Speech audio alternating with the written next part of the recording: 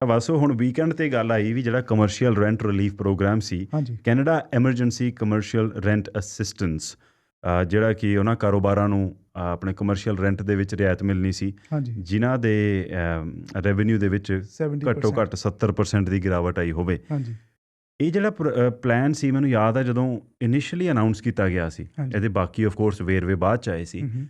ਉਦੋਂ ਗੱਲ ਮੈਨੂੰ ਯਾਦ ਆ, ਤੁਸੀਂ ਹੀ ਪ੍ਰੋਗਰਾਮ ਦੇ ਵਿੱਚ ਆ ਕੇ ਜਸਟਿਨ ਟਰੂਡੋ ਦੀ ਪ੍ਰੈਸ ਬਰੀਫਿੰਗ ਤੋਂ ਬਾਅਦ ਇਹ ਗੱਲ ਆ ਕੇ ਸਾਂਝੀ ਕੀਤੀ ਸੀ ਵੀ ਇਹਦਾ ਜਿਹੜਾ ਸੰਚਾਲਨ ਹੈ ਉਹ CMHC ਵੱਲੋਂ ਕੀਤਾ ਜਾਏਗਾ, ਹਾਂਜੀ। Canada mortgage housing corporation. ਬਿਲਕੁਲ। ਪਰ ਇਹ ਗੱਲ ਹੁਣ ਪਤਾ ਲੱਗੀ ਹੈ ਵੀ ਇਹ ਜਿੰਨਾ ਪਹਿਲੀ ਗੱਲ ਤਾਂ ਇਹ ਪ੍ਰੋਗਰਾਮ ਹੈ ਨਾ ਪੋਪੂਲਰ ਹੀ ਨਹੀਂ ਹੋਇਆ।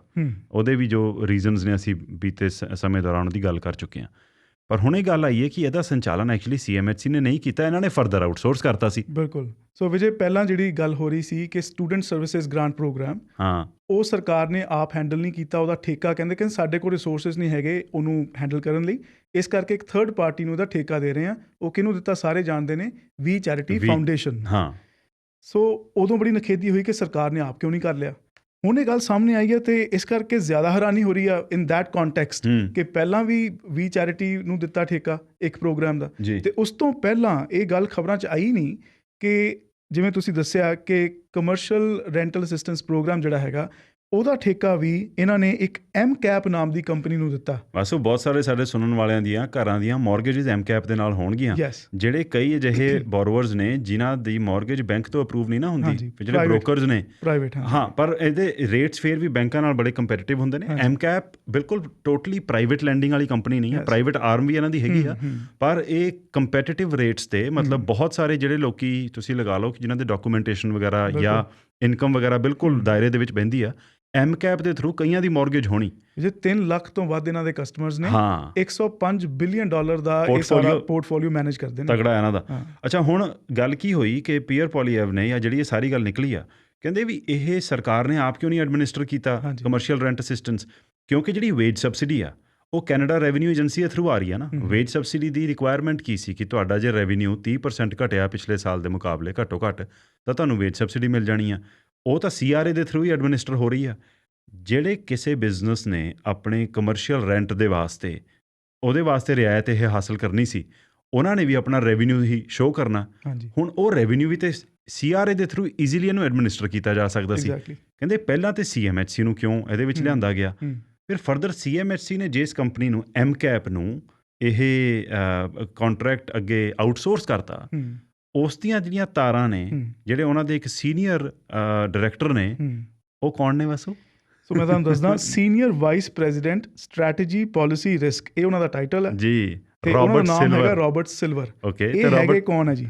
ਇਹ ਹੈਗੇ ਆ ਜਸਟਿਨ ਟਰੂਡੋ ਦੇ ਚੀਫ ਆਫ ਸਟਾਫ, ਜਿਹੜੇ KT ਟੈਲਫੋਰਡ, ਉਹਨਾਂ ਦੇ ਹਸਬੈਂਡ। ਰਾਈਟ। ਸੋ KT ਟੈਲਫੋਰਡ ਦੇ ਹਸਬੈਂਡ ਜਿਸ ਕੰਪਨੀ ਦੇ ਵਿੱਚ ਇਸ ਉੱਚੇ ਅਹੁਦੇ ਤੇ ਨੇ, ਉਸ ਕੰਪਨੀ ਨੂੰ ਆਊਟਸੋਰਸ ਕਰਕੇ ਇਹ ਕੰਟਰੈਕਟ ਦੇ ਦਿੱਤਾ ਜਾਂਦਾ, ਜਿਹੜਾ ਪਹਿਲਾਂ 50 ਕੇ 52 ਮਿਲੀਅਨ ਡਾਲਰ ਦਾ ਉਹਨਾਂ ਨੂੰ ਇਹ ਪੈਸੇ ਮਿਲਣੇ ਸੀ ਇਹਨੂੰ ਇਹਦੇ ਸੰਚਾਲਨ ਵਾਸਤੇ। ਜਦੋਂ ਇਸ ਪ੍ਰੋਗਰਾਮ ਨੂੰ ਐਕਸਟੈਂਡ ਕਰ ਦਿੱਤਾ ਗਿਆ, ਇਹਦੀ ਜਿਹੜੀ ਟੋਟਲ ਵੈਲਿਊ, ਜਿਹੜਾ ਪੈਸੇ MCAP ਨੂੰ ਮਿਲਣੇ ਸੀ, ਉਹ $84 ਮਿਲੀਅਨ ਦੀ ਇਹਦੀ ਵੈਲਿਊ ਹੋ ਗਈ। ਅੱਛਾ, ਜਿਹੜਾ ਇਹ 84 ਮਿਲੀਅਨ ਵੀ ਦੇਣਾ, ਇਹ ਹੋਇਆ ਜਦੋਂ ਜੁਲਾਈ ਤੱਕ ਐਕਸਟੈਂਡ ਕੀਤਾ ਗਿਆ ਪ੍ਰੋਗਰਾਮ।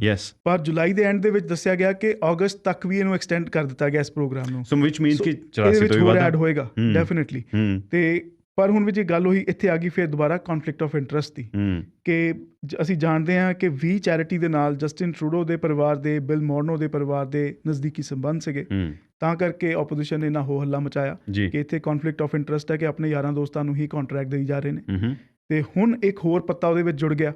ਪਰ ਇਹਦੇ ਵਿੱਚ ਹੁਣ PMO ਵੱਲੋਂ ਬਿਆਨ ਆਇਆ, ਕਹਿੰਦੇ ਕਿ ਜਦੋਂ ਦੇਖੋ ਇਹਨਾਂ ਦੇ ਜਿਹੜੇ ਹਸਬੈਂਡ ਰੋਬਰਟ ਸਿਲਵਰ, ਇਹਨਾਂ ਦੀ ਇਸ ਅਹੁਦੇ ਤੇ ਨਿਯੁਕਤੀ ਇਸੇ ਸਾਲ ਜਨਵਰੀ ਦੇ ਵਿੱਚ ਹੋਈ ਹੈ। ਹਾਂ, ਸੋ ਇਹ ਪੈਂਡੈਮਿਕ ਤੋਂ ਪਹਿਲਾਂ ਦੀਆਂ ਗੱਲਾਂ ਨੇ। ਹਾਂ, ਤੇ ਕਹਿੰਦੇ ਉਦੋਂ ਜਦੋਂ ਨਿਯੁਕਤੀ ਹੋਈ, ਉਸ ਤੋਂ ਬਾਅਦ ਆਪਣੇ ਆਪ ਵੋਲੰਟਰੀ ਬੇਸਿਸ ਤੇ ਕਹਿੰਦੇ PMO ਨੇ, ਪ੍ਰਾਈਮ ਮਿਨਿਸਟਰਸ ਆਫਿਸ ਨੇ ਕੰਟੈਕਟ ਕੀਤਾ ਐਥਿਕਸ ਕਮਿਸ਼ਨਰ ਦੇ ਆਫਿਸ ਨੂੰ, ਟੂ ਇਨਸ਼ੋਰ ਕਿ ਇਹਦੇ ਵਿੱਚ ਕੋਈ ਕੌਨਫਲਿਕਟ ਆਫ ਇੰਟਰਸਟ ਤਾਂ ਨਹੀਂ, ਕਿਉਂਕਿ KT ਟੈਲਫੋਰਡ PMO ਦੇ ਵਿੱਚ ਕੰਮ ਕਰਦੇ ਨੇ ਜੀ। ਸੋ ਉਹਨਾਂ ਨੇ ਕਹਿੰਦੇ ਵੀ ਵੋਲੰਟਰੀਲੀ ਆਪਣੇ ਬਗੈਰ ਪੁੱਛੇ, ਬਗੈਰ ਕਿਸੇ ਦੇ ਕਹੇ, ਉਹਨਾਂ ਨੇ ਇੱਕ ਐਥਿਕਸ ਸਕਰੀਨ ਐਸਟੈਬਲਿਸ਼ ਕਰ ਲਈ ਕਿ ਉਹਨਾਂ ਨੇ ਕਿਹਾ ਵੀ ਜੇ ਕਿਤੇ ਵੀ ਕੋਈ MCAP ਦੇ ਨਾਲ ਕੋਈ ਡੀਲਿੰਗ ਹੁੰਦੀ ਆ, ਤਾਂ ਅਸੀਂ ਤੁਹਾਨੂੰ ਪਹਿਲਾਂ ਹੀ ਦੱਸ ਰਹੇ ਹਾਂ ਵੀ ਆਹ ਸਾਡਾ ਇੱਥੇ ਲਿੰਕ ਆ ਕਿ ਜਿਹੜੇ PMO ਦੇ ਚੀਫ ਆਫ ਸਟਾਫ ਨੇ, ਪ੍ਰਾਈਮ ਮਿਨਿਸਟਰ ਦੇ ਚੀਫ ਆਫ ਸਟਾਫ ਨੇ KT ਟੈਲਫੋਰਡ, ਉਹਨਾਂ ਦੇ ਹਸਬੈਂਡ ਇਸ ਕੰਪਨੀ ਦੇ ਇੱਕ ਉੱਚ ਅਹੁਦੇ ਤੇ ਨੇ।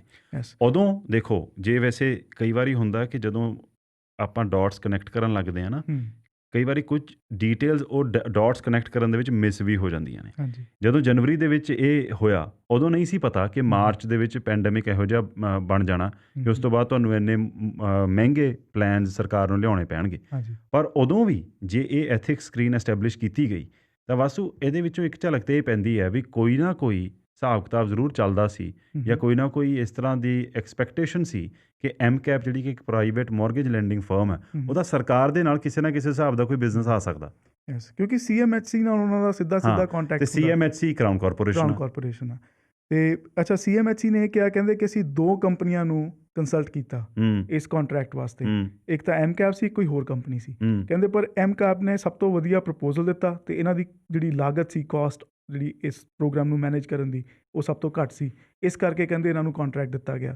ਤੇ ਵਿੱਚ ਜਿਹੜਾ ਪੀਐਮਓ ਨੇ ਕਿਹਾ ਨਾ ਕਿ ਅਸੀਂ ਐਥਿਕਸ ਕਮਿਸ਼ਨਰ ਨੂੰ ਕੰਟੈਕਟ ਕੀਤਾ ਸੀ ਜਨਵਰੀ ਦੇ ਵਿੱਚ, ਤੇ ਕਹਿੰਦੇ ਕਿ ਅੱਗੋਂ ਐਥਿਕਸ ਕਮਿਸ਼ਨਰ ਨੇ ਸਾਨੂੰ ਇਹ ਕਿਹਾ ਕਿ ਕੋਈ ਵੀ ਇੱਦਾਂ ਦੀ ਆਫੀਸ਼ੀਅਲ ਸਕਰੀਨ ਲਗਾਉਣ ਦੀ ਲੋੜ ਨਹੀਂ ਐਥਿਕਸ ਵਾਸਤੇ ਜੀ। ਤੇ ਕਹਿੰਦੇ ਤਾਂ ਕਰਕੇ ਅਸੀਂ ਆਪਣੇ ਲੈਵਲ ਤੇ ਹੀ ਇੱਕ ਵੋਲੰਟਰੀ ਸਕਰੀਨ ਜਿਹੜੀ ਸੀ ਐਥਿਕਸ ਦੀ, ਅਸੀਂ ਉਹ ਲਗਾਈ। ਅੱਛਾ, ਫਿਰ ਇੱਕ ਗੱਲ ਇਹ ਵੀ ਆਈ, ਕਹਿੰਦੇ ਕਿ ਕੇਟੀ ਟੈਲਫਰਡ ਦੀ ਤੇ ਕਹਿੰਦੇ ਵੀ ਪੀਐਮਓ ਦੀ ਆਪਸ ਦੇ ਵਿੱਚ ਪ੍ਰਧਾਨ ਮੰਤਰੀ ਦੀ ਜਾਂ ਸਰਕਾਰੀ ਅਦਾਰਿਆਂ ਦੀ ਐਮਕੈਪ ਨੂੰ ਇਹ ਕੰਟਰੈਕਟ ਦੇਣ ਬਾਰੇ ਕੋਈ ਗੱਲ ਨਹੀਂ ਹੋਈ। ਪਰ ਗੱਲ ਇਹ ਹੈ ਕਿ ਜੇ ਉਹਨਾਂ ਦੇ ਹਸਬੈਂਡ ਇਸੇ ਕੰਪਨੀ ਦੇ ਵਿੱਚ ਜਿਹੜੇ ਡਾਇਰੈਕਟਰ ਦੇ ਅਹੁਦੇ 'ਤੇ ਨੇ ਤੇ ਉਹਨਾਂ ਦੀ ਆਪਸ ਦੇ ਵਿੱਚ ਤਾਂ ਪਤਾ ਤਾਂ ਹੋਣਾ ਹੀ ਨਾ ਵੀ ਇਹ ਗੱਲ ਚੱਲਦੀ ਪਈ ਆ। ਸੋ ਹੁਣ ਇਹਦੇ ਵਿੱਚ ਜਿਹੜੀ ਤਫਤੀਸ਼ ਦੀ ਮੰਗ ਕੀਤੀ ਜਾ ਰਹੀ ਹੈ ਉਹ ਇਹ ਆ, ਕਹਿੰਦੇ ਇੱਕ ਤੇ ਫਾਈਨੈਂਸ ਕਮੇਟੀ ਇਹਦੀ ਜਾਂਚ ਕਰੇ ਕਿ ਇਹ ਜਿਹੜਾ ਪ੍ਰੋਗਰਾਮ ਸੀ ਇਹ ਸੀਆਰਏ ਨੂੰ ਕਿਉਂ ਨਾ ਦਿੱਤਾ ਗਿਆ। ਜੇ ਸੀਐਮਐਚਸੀ ਨੂੰ ਵੀ ਦੇ ਦਿੱਤਾ ਗਿਆ ਸੀ ਤਾਂ ਵੀ ਸੀਐਮਐਚਸੀ ਨੇ ਖੁਦ ਕਿਉਂ ਨਹੀਂ ਇਹਨੂੰ ਐਡਮਿਨਿਸਟਰ ਕੀਤਾ, ਪਬਲਿਕ ਸਰਵਿਸ ਦੇ ਥਰੂ ਕਿਉਂ ਨਹੀਂ ਗਿਆ। ਦੂਜੀ ਗੱਲ ਕਿ ਜੇ ਐਮਕੈਪ ਨੂੰ ਇਹ ਪ੍ਰੋਗਰਾਮ ਮਿਲਿਆ ਤਾਂ ਕੀ ਐਮਕੈਪ ਨੇ ਐਜ਼ ਅ ਲੌਬਿੰਗ ਆਰਗੇਨਾਈਜੇਸ਼ਨ ਆਪਣੇ ਆਪ ਨੂੰ ਰਜਿਸਟਰ ਕਰਵਾਇਆ ਹੋਇਆ। ਸੋ ਇਹ 2 ਪੱਖੋਂ ਇਹਦੀ ਜਾਂਚ ਦੀ ਮੰਗ ਕੀਤੀ ਜਾ ਰਹੀ ਆ। ਬਾਕੀ ਵਾਸੂ ਜੇ ਗੱਲ ਕਰੀਏ ਜਿਹੜੀ ਸਟੂਡੈਂਟ ਗ੍ਰਾਂਟ ਵਾਲੀ ਵੀ ਚੈਰਿਟੀ ਵਾਲੇ ਵਿਵਾਦ ਦੀ ਗੱਲ ਆ, ਤੇ ਵੀਕਐਂਡ 'ਤੇ ਸਰਕਾਰ ਨੇ ਡਾਕੂਮੈਂਟਸ ਕੋਈ ਜਮ੍ਹਾਂ ਕਰਵਾ ਦਿੱਤੇ ਨੇ। ਮੈਂ ਉਸ ਤੋਂ ਪਹਿਲਾਂ ਦੱਸ ਦੇਵਾਂ ਕਿ ਪੀਐਮਓ ਵੱਲੋਂ ਇਹ ਵੀ ਗੱਲ, ਇਸ ਗੱਲ ਦੀ ਪੁਸ਼ਟੀ ਕੀਤੀ ਗਈ ਹੈ। ਕਹਿੰਦੇ ਕਿ ਜਿਹੜਾ ਇੱਕ ਕਮਰਸ਼ੀਅਲ ਰੈਂਟਲ ਅਸਿਸਟੈਂਸ ਪ੍ਰੋਗਰਾਮ ਦਾ ਜਿਹੜਾ ਠੇਕਾ ਦਿੱਤਾ ਗਿਆ ਐਮਕੈਪ ਕੰਪਨੀ ਨੂੰ, ਇਸ ਫੈਸਲੇ ਤੋਂ ਕੇਟੀ ਟੈਲਫਰਡ ਨੇ ਆਪਣੇ ਆਪ ਨੂੰ ਰਿਕਿਊਜ਼ ਕੀਤਾ ਸੀ। ਸੋ ਇਸ ਫੈਸਲੇ ਦੇ ਵਿੱਚ ਕੇਟੀ ਟੈਲਫਰਡ ਸ਼ਾਮਲ ਨਹੀਂ ਸਨ। ਇਹ ਉਹਨਾਂ ਵੱਲੋਂ ਅਧਿਕਾਰਕ ਤੌਰ ਤੇ ਜਾਣਕਾਰੀ ਦਿੱਤੀ ਗਈ ਹੈ ਜੀ। ਸੋ ਦੇਖਦੇ ਹਾਂ ਕਿ ਇਹਦੇ ਵਿੱਚੋਂ ਹੁਣ ਅੱਗੇ ਹੋਰ ਕੀ ਗੱਲ ਨਿਕਲਦੀ ਹੈ। ਪਰ ਜੇ ਹੁਣ ਜੇ ਵੀ ਚੈਰਿਟੀ ਵਾਲੀ ਗੱਲ ਸੀ ਉਹਦੇ ਵਿੱਚ ਜਿਹੜੇ ਬਾਕੀ ਡਾਕੂਮੈਂਟਸ ਮੰਗੇ ਗਏ ਸੀ, 8 ਅਗਸਤ ਤੱਕ ਦੀ ਡੈਡਲਾਈਨ ਸੀ ਤੇ 5000 ਕਾਗਜ਼ ਜਮ੍ਹਾਂ ਕਰਵਾ ਦਿੱਤੇ ਨੇ ਸਰਕਾਰ ਨੇ ਵੀ ਆਹ ਪਲੰਦਾ ਹੁਣ ਫਰੋਲੀ ਜਾਓ ਤੇ ਵੇਖੋ ਇਹਦੇ ਵਿੱਚੋਂ ਕੀ ਕੀ ਲੱਭਣਾ।